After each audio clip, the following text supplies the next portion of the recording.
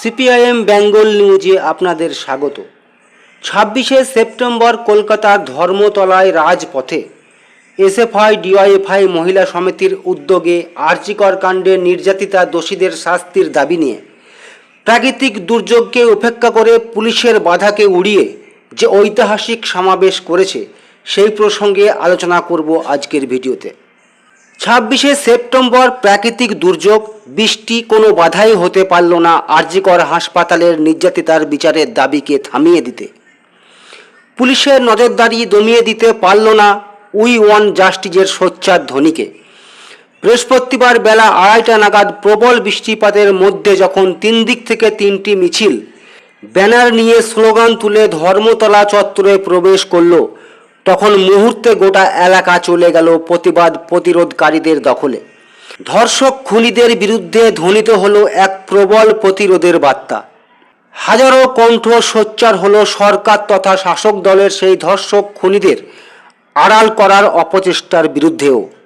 বাম ছাত্র যুব মহিলা নেতৃত্বরা বলেন, এভাবেই শিরদাঁড়া সোজা রেখে ন্যায় বিচারের দাবিতে আরও তীব্র আন্দোলন গড়ে তুলতে হবে সাধারণ মানুষকে নিয়ে।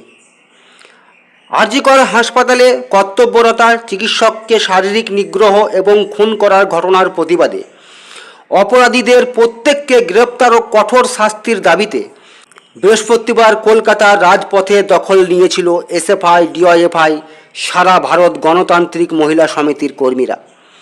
এদিন কলকাতার 3 দিক থেকে দলে দলে ছাত্র যুব মহিলারা সমবেত হন ধর্মতলা এলাকায়। বিভিন্ন জেলা থেকে মানুষ এসে হাওড়া শিয়ালদহ স্টেশন চত্বরে জমায়েত হন। এরপর সেখান থেকে মিছিল করে ধর্মতলায় আসেন তারা। অন্যদিকে কলকাতার দক্ষিণ প্রান্ত থেকে একটি মিছিল আসে পার্ক স্ট্রিট মেট্রো স্টেশন সংলগ্ন স্থান থেকে। হাওড়া এবং শিয়ালদহ রেল স্টেশনের বাইরে ব্যানার পোস্টারে ছয়লাভ হয়ে ওঠে। প্রতিটি সংগঠনের নিজস্ব ঝান্ডায় ছিল শক্ত হাতের বাঁধনি। শিয়ালদহ রেল স্টেশন চত্বরের বাইরে থেকে এদিনের এই মিছিল শুরু হয় বেলা 1:45 নাগাদ।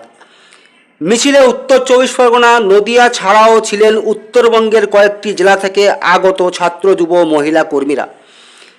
মিছিল পরিমাপ করতে অদূরে সাজো সাজো আয়োজন নিয়েছিল অতিরিক্ত সংখ্যক পুলিশ, ছিল পরপর প্রিজন ভ্যান। তবে মিছিলের মেজাজ ও দৃঢ় পদক্ষেপ দেখে সাহস করে তার গতি রোধ করার সাহস দেখায়নি পুলিশ। সমস্ত রকমের প্ররোচনা এড়িয়েই সেই মিছিল এগিয়ে যায়। মৌলালি মোড় পেরিয়ে SN ব্যানার্জি রোড ধরে ধর্মতলার দিকে যায় মিছিলটি। অন্যদিকে নবজাগরণের বাংলায় আধা রাজ, নির্যাতনের বিচার চাই, স্বৈরাচারের ক্ষমা নাই লেখা বড় ব্যানারের পিছনে সারিবদ্ধভাবে হাওড়া স্টেশন থেকে কলকাতা ধর্মতলা পর্যন্ত প্রতিবাদী মিছিলে পা মেলালেন ছাত্র যুব মহিলারা। আরজিকর হাসপাতালে তরুণী ডাক্তারি পড়ুয়াকে ধর্ষণ করে খুনের ঘটনায় জড়িত সকল দোষীদের অবিলম্বে গ্রেপ্তার করে দৃষ্টান্তমূলক শাস্তির দাবিতে বৃহস্পতিবার রাজ্যের ছাত্র যুব মহিলাদের কলকাতার সমাবেশে যোগ দিতে সকাল থেকে হাওড়া স্টেশনের বাইরে জমায়েত হতে থাকেন হাজারো ছাত্র যুব মহিলারা।